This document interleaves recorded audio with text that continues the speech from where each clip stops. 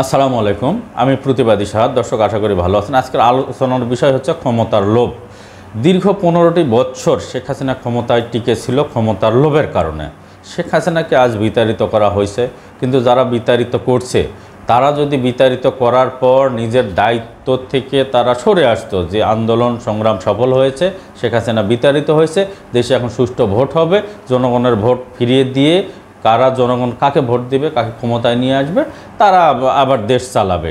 কিন্তু তা না করে কতিপয় শ্রেণী উপদেষ্টাদের মধ্যে চলে গেছে, আবার কেউ কেউ রাজনৈতিক দল গঠন করছে, অর্থাৎ তাদের মধ্যে ক্ষমতার লোভ আঁকড়ে ধরছে। আমি একটু দুই একটা কথা বলবো, সেটা হচ্ছে যারা ক্ষমতার লোভ করেনি, ক্ষমতায় তাদেরকে বসিয়েছে, যারা ক্ষমতা ছেড়ে দেওয়ার চেষ্টা করছে, জনগণ তাদেরকে আবার নিয়ে এসে সেই জায়গায় বসে দিয়েছে। আমি দুই একটা উদাহরণ দেব। সেটা হচ্ছে আমেরিকার প্রথম প্রেসিডেন্ট এবং আমেরিকার প্রতিষ্ঠাতা প্রেসিডেন্ট জর্জ ওয়াশিংটন, ইনি 1783 সালে তার যে পদ ছিল, তার পর থেকে সে সরে দাঁড়িয়েছিল। সে বলেছিল, দেশ স্বাধীন হয়েছে, আমি আর আমার পদে থাকতে চাই না, এখন দেশ জনগণ চালাবে, জনগণ যাকে মনোনীত করবে সে দেশ চালাবে। কিন্তু জনগণ পরবর্তীতে জোর করে তাকেই আমেরিকার প্রেসিডেন্ট বানায়। অর্থাৎ জর্জ ওয়াশিংটন ক্ষমতা চায়নি, জনগণ তাকে সেখানে বসে দিয়েছে। এবং ক্ষমতার এক পর্যায়ে, প্রেসিডেন্ট থাকার এক পর্যায়ে, সর্বশেষ পর্যায়ে তার যত সম্পদ ছিল, তার সিংহভাগ সম্পদ কিন্তু সে রাষ্ট্রকে দান করে গেছে।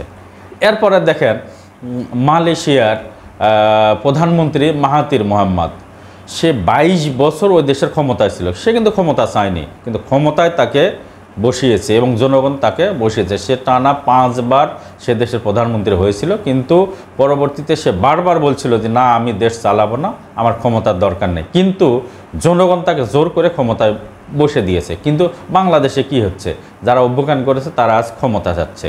দীর্ঘ 15টি বছর জনগণ যে আশা করেছিল যে সুষ্ঠু নির্বাচন হবে, এই নির্বাচন শেখ হাসিনা করলো না, শেখ হাসিনা পালিয়ে গেল। এখন তারা একটু সুষ্ঠু নির্বাচনের চিন্তা ভাবনা করছে, কিন্তু সেটাও তারা পাচ্ছে না। অর্থে বিপ্লবীদের প্রতি সাধারণ জনগণের কিন্তু একটা বিরূপ মনোভাব সৃষ্টি হতে পারে। এরপরে দেখেন, এদেশেরই কৃতি সন্তান হোসেন শহীদ সোহরাওয়ার্দী জনগণের কল্যাণের জন্য, জনগণের স্বার্থের জন্য সারা জীবন রাজনীতি করেছেন। জনগণই তাকে টেনে ক্ষমতায় নিয়ে গেছিল। সে বাংলার সর্বশেষ প্রধানমন্ত্রী ছিল, আপনারা জানেন, এবং পাকিস্তানের 5ম প্রধানমন্ত্রী ছিল। সে কিন্তু ক্ষমতা চায়নি, কিন্তু তাকে জোর করে ক্ষমতায় বসে দেওয়া হয়েছিল। কারণ সে ব্রিটিশ বিরোধী আন্দোলনেও সে অ্যাক্টিভ ছিল, এদেশের কৃষক জনতার অধিকার নিয়ে সে বারবার কথা বলেছিল, বিধায় জনগণ তাকে ক্ষমতায় অধিষ্ঠিত করে দিয়েছিল। অর্থাৎ ক্ষমতা চাইতে হয় না, ক্ষমতায় জনগণই তাকে বসিয়ে দেয়। এরপর বাংলাদেশের আরেকজন মহিয়সী মহিলার কথা বলি। উনি হচ্ছেন ইলা মিত্র। উনি একজন বাঙালি, ভারতীয় বাঙালি।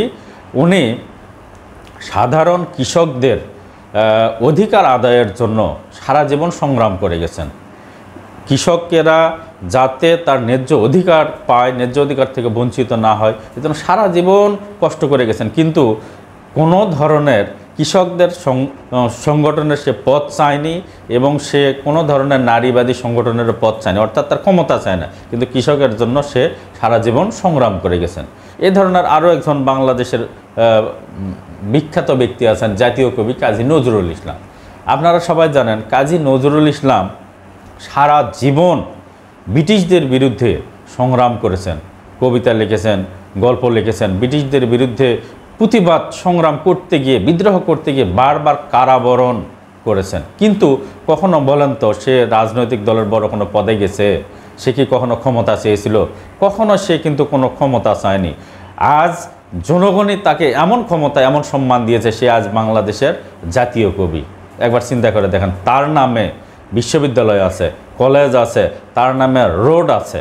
অর্থাৎ সে জনগণের পক্ষে কাজ করেছে, সে ক্ষমতা চায়নি, পদ চায়নি, কিন্তু জনগণ তাকে এতটা সম্মানিত করছে। অতএব 24-এর অভ্যুত্থান যারা করছেন তাদের প্রতি অনুরোধ করব, আপনারা ক্ষমতা করবেন না, ক্ষমতায় একদিন আপনাদেরকে টানবে, জনগণই আপনাদেরকে টানবে। এটাই কিন্তু আপনাদের জন্য কল্যাণ হবে। এরপরে বাংলাদেশের আরও একজন মহিয়সী নারীর কথা বলি, বেগম রোকেয়া সাখাওয়াত হোসেন, রংপুরের পায়রা বন্দর, আপনারা জানেন।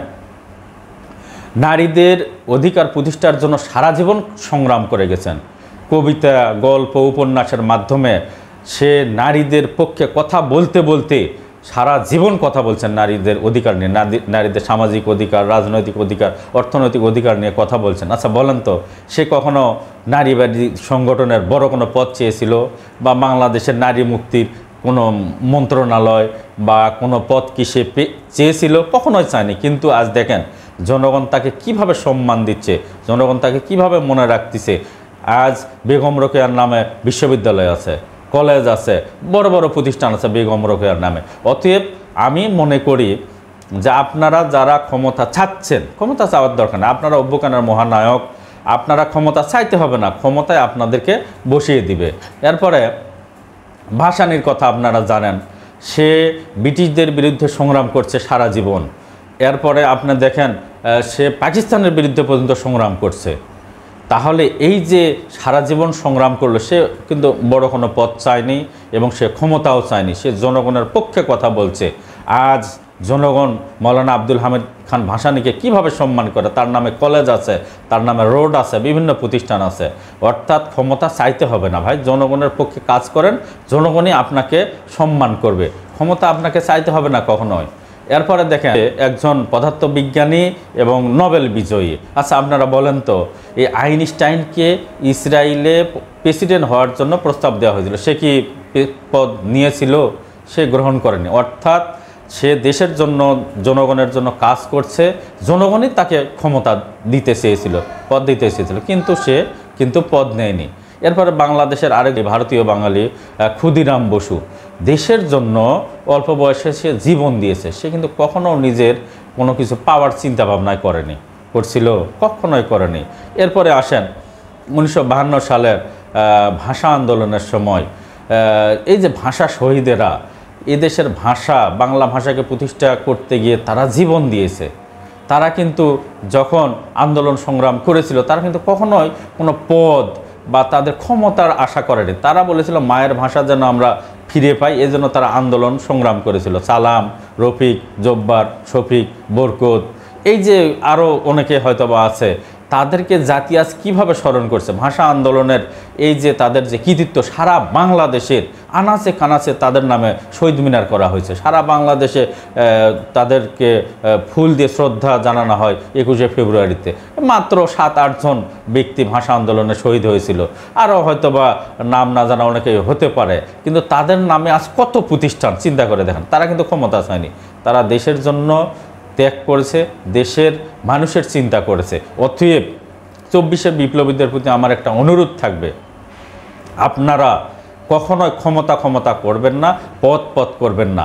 আপনারা গণতন্ত্রের জন্য কাজ করুন, দ্রুত গতিতে নির্বাচনের জন্য কাজ করুন, নির্বাচন দিয়ে নির্বাচিত সরকারের হাতে ক্ষমতা হস্তান্তর করার একটা ব্যবস্থা করুন।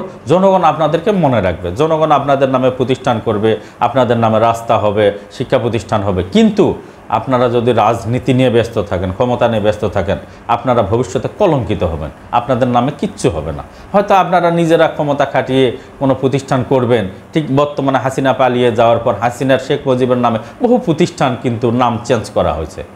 অতএব ক্ষমতার দরকার নাই, ক্ষমতা জনগণই আপনাদেরকে দিবে।